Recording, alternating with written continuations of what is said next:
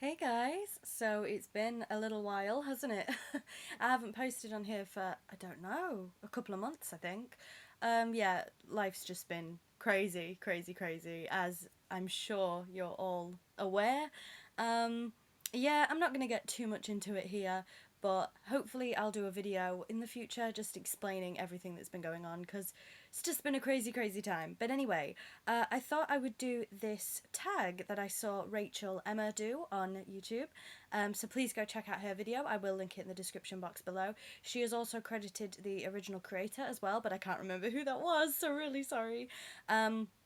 But it is the magical tag of 2020. So if you've been on my channel for a while, you'll know that I like doing tags, and this one's magical and Harry Potter and light, and I just thought we could do with a little bit of light at the moment. So I'm going to do this tag. So there's 4 sections. We have general questions to do with magic, Harry Potter, Would You Rather, which is Harry Potter as well, I think, and miscellaneous. So let's just get on. So, general, it says favourite magical potion slash drink. I think I'm gonna have to go with fire whiskey. I think I would like a good fire whiskey at the moment. Favourite magical book. Oh, that's difficult. I mean, it's clearly Harry Potter, you know. I do love all the Harry Potter books, but I have read a few other magical type books. Um, I'm just trying to have a think here. I'm sure the answer will come to me when I've stopped recording, as per usual. But possibly the True Blood books, the Sookie Stackhouse novels, because they are predominantly focused on vampires. There's a little bit of werewolf in there, but I mean, it's supernatural, and I think that's magical, right? And there are witches in it and Wiccans, so maybe either the Sookie Stackhouse novels or, of course, the Harry Potter series. Favorite magical TV series? Again, that's really hard. So it would be either Buffy the Vampire Slayer, which again is predominantly vampires and demons, but there is witchcraft in it, or Merlin. I mean, I love Merlin. I just finished binge watching that actually.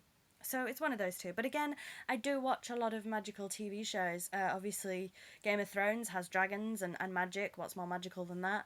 And I do like the magic aspect of Game of Thrones. So maybe we'll throw a bit of Game of Thrones in there too. I don't know. But I do watch a lot of magical TV shows and movies, that kind of thing. Speaking of movies, question 4, favourite magical movie. Now, of course, it would be the Harry Potter series, but if we're talking about a standalone film, which actually is also a book, so I should have said this for book, but Practical Magic. I love the film Practical Magic. It stars Sandra Bullock and Nicole Kidman. I nearly forgot Nicole Kidman's name. And it's just a fantastic feel good movie. But this is a bit of a tangent. I love magical type things, Harry Potter, all sorts of stuff like that. Why do they always have to include bloody frogs and toads in every movie to do a magic? I mean, yes, you do have a big witch connotation between magic and witchcraft and frogs, but I just don't want to see them. You've got Trevor and chocolate frogs in Harry Potter in Practical Magic. The entire film is strewn with frogs, and oh, I just don't want to see them. I just hate them. I don't want to see them. Not having it. So that's my little tangent. But yeah, I don't know why I just said all that. But I think there's frogs in Buffy as well. I'm like, just go away. American Horror Story, there's a scene with frogs. I'm like, just stop. Anyway, that's my little tangent for you. Question 5. Favourite magical item in your collection? That's really, really tough. Um, I might have to go with Rachel's answer here as well because she said the same thing. But the Wizards Collection box set is incredible. I managed to get that last year. My mum got it for me as a Christmas gift, and it's just beautiful. So it's all of the films, but there's extra bits in there. There's a time turner, there's a couple of maps. It's just beautiful. It's incredible. So probably that. I do love the golden egg. I do have the golden egg from Harry Potter as well. I think that's really, really pretty. But yeah, so much. I mean, all my Bellatrix stuff, like my Bellatrix the Strange Dagger, I love. Yeah, I love everything. I mean, I love everything I own because why would I own it if I didn't love it, you know? So that's a really, really hard question. Question 6, favourite magical person. This can be either a real person or a fictional character. So I'll go with real person, and that would be Stevie Nicks from Fleetwood Mac and her solo stuff. I just love Stevie Nicks, and her songs and her style and her aura, everything about her just gives off magical, witchy, beautiful vibes, and I just adore Stevie Nicks, so that's my favourite magical person.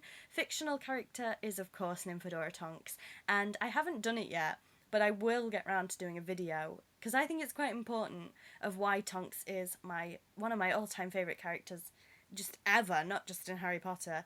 And she's quite overlooked. She's a very overlooked character, so I kind of want to do a video in defence of her, and I have said that quite a few times. Question 7. Favourite magical thing about yourself? I'm quite critical about myself, actually. I think a lot of us are, and we shouldn't be, but I think we are. I would say my heart. I know that sounds a bit soppy, but I think I'm quite kind. I'm quite a kind person. I'd like to think I am. And sometimes that does get taken advantage of, but I wouldn't change it. I think being just a nice person is what the world needs sometimes, and I'd like to think that I am a nice, approachable person. So I think that's my favourite magical thing about myself. So we're on to the Harry Potter category now, and it says, which house were you sorted into on Pottermore? I am a Slytherin. I've been sorted. I've been a Slytherin for a long time. I just identify with Slytherin house so much, and it has these bad connotations that all Slytherins are evil and bad characters, and I think that's in part due to the way that J.K. Rowling wrote it. It's from Harry's perspective, so all Slytherins are, evil in Harry's eyes. But the thing is, and I think it's even mentioned that all of the Slytherins go into the dungeons at the Battle of Hogwarts. I don't believe that. I don't believe that a whole house of people, of diverse people, would have left a battle, their families, their lives were at stake, their families' lives were at stake, their friends' lives were at stake. The whole world was at stake, I don't believe that every single member of one house would just leave. I don't believe that. And not all Slytherins are bad. I'm here to hopefully be just one of many examples, I hope, that not all Slytherins are evil, and I just think they get a very, very bad rep. So, yeah, I'm Slytherin. Question 9. What is your second/undercover house? So, if I wasn't a Slytherin, I think I'd be a Ravenclaw. I do identify quite strongly with Ravenclaw house. I am quite a bookworm, I'm quite a geek. I like to think that I'm smart without trying to sound, up myself, but I'd like to think that I'm quite intelligent. That's not to say that you can't be intelligent and be into books and other things like that in other houses. Of course you can, but I think I do identify a lot with Ravenclaw house as well. And it's a very close call for me, but Slytherin just takes it for me. Question 10. Favourite class at Hogwarts would probably be History of Magic, because although it's portrayed to be quite boring in the books, I am a history geek. I love history. In fact, I'm going to do a master's in medieval history this year. Learning about the history of magic, oh my god, I would live for that class. So definitely History of Magic. Question 11. Who at Hogwarts would be your best friend? That's a tough one. I think if we were the same age, then Tonks, of course. But if we're talking about Harry's year, I don't know. I really, really don't know. Probably Hermione, but I think we'd clash because we're both quite logical people, I would say. And we're both quite intelligent in our own ways. So I think we would clash, but I still think we'd be best friends. Because you can clash with your best friend sometimes, right? Question 12, favourite villain. Bellatrix Lestrange. I try to hate her, and I hate some of the things she's done, but I can't hate her as a character. I think she's a fantastically flawed, beautiful, brilliant character. I love her, and that's sounds horrible to say because she's murdered people, she's tortured people, she's not a very nice person, and she's not, but that's how you can tell a villain has been written beautifully, because you hate them, because you but you don't just hate them. It's not like Umbridge, because I don't know anyone who likes Umbridge, where you just hate her. Bellatrix is different. I don't think you can just hate her, because there's so many layers to her, She's human, and that's what makes the best villain. someone who is human and flawed and has character, real character and real depth, and that's what makes them a great villain in my opinion. Question 13, favourite Weasley? Ginny, definitely Ginny. Um, I really like Ginny Weasley, and actually, I will go back. At who at Hogwarts would be your best friend? Probably Ginny.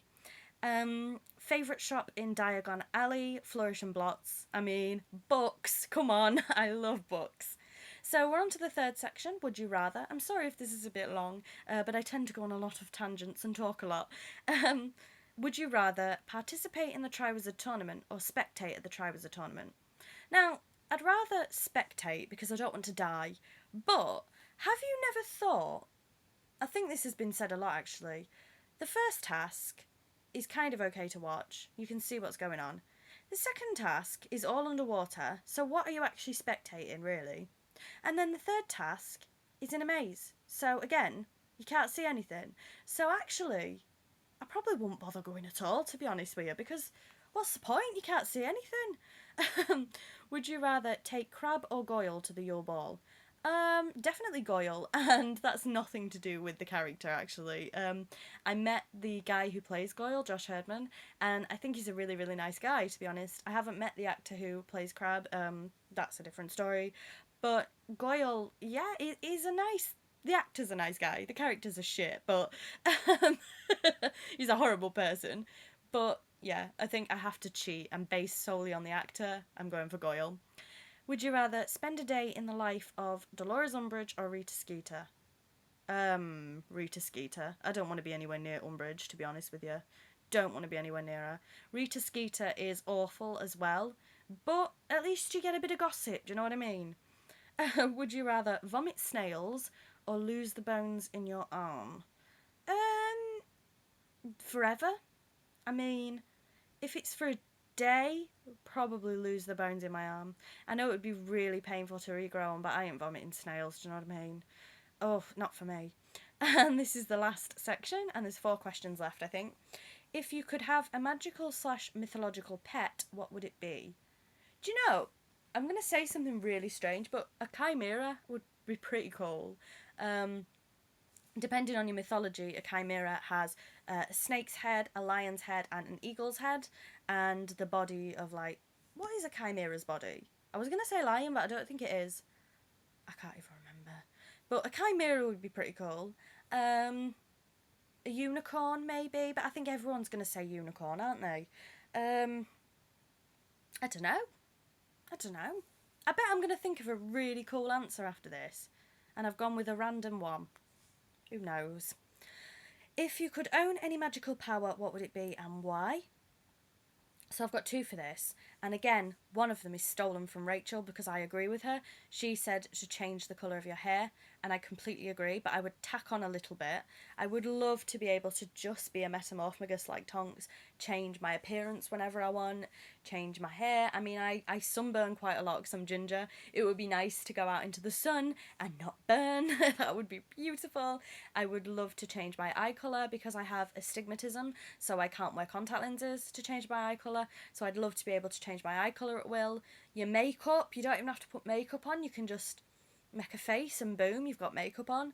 I just think it would be brilliant. I could make myself taller, which is ace. I could reach shelves for once. I would just, yeah, love to be a metamorphagus. And the other one, which is a bit more serious, I would love the ability to be able to talk to someone that's died just for a little bit, because obviously I'd love to speak to my dad. I think that comes with a load of bad things as well, like would you really be talking to him, yada yada yada. But just if I would be able to sit and have a conversation with him once and it's actually him and I know it's him, then that would be a pretty cool power. But it does have its downsides, like would I feel better or worse after that? I don't know. If you could apparate, where would you go? On holiday. Do you know what? I don't even care at the moment. With this quarantine and lockdown, I just want to go somewhere. I just want to go out. Do you know what I mean? I want to go anywhere in England. I want to go abroad. I can't even go anywhere in England at the minute, really. You can't travel. I mean, in terms of where I'd really like to go in general, New Orleans, Louisiana. The Wizarding World of Harry Potter, both of them, um, Tokyo Disney, Kyoto in Japan. But at this current moment, literally anywhere would do me. Anywhere. Because I'm so bored and I want to go on holiday. We've got the last question. What magical item is on your wish list? I don't think my answer's ever changed for this. I think it's probably the Bellatrix Lestrange Tonna doll. I do have a Voldemort Tonna doll. Now, Tonna is a American doll company. Well, it's called Tonna doll. What do you think? But they're beautiful, but expensive, especially here in the UK. There isn't a Tonna um like place in the UK, so you have to really get them from America, and on eBay and things it's so expensive. The last Bellatrix I saw went for over £600, and I'm just not paying that for a doll, to be honest, so I'd love to get her at an affordable price. Similarly, the Star Ace dolls, again, can go for a lot of money, and I don't have the money to spare at the moment, but definitely the Bellatrix Lestrange Tonna or Star Ace doll I would love. And that's it. That's me done. So this has been a 16-minute video. Sorry about that. It'll be a bit longer because I've got to do my outro, which takes 10 years. No, it doesn't. And I'm not editing because, again, I'm sorry for the abysmal video quality, but I just don't have the time or, to be honest, the energy to edit. So I'm sorry about that, but this is just going to go up as is. Yeah, so I'm not going to give you any promises. I don't know when I'm next going to be on here. I know I'm posting very sporadically, but that's just because life's a bit crazy at the minute. It really is. And YouTube has just had to take a back burner to life, to real life. So I am sorry about that, and I do miss you all. But I hope this will do for now, and I'll speak to you all soon. So thank you for watching. Bye bye.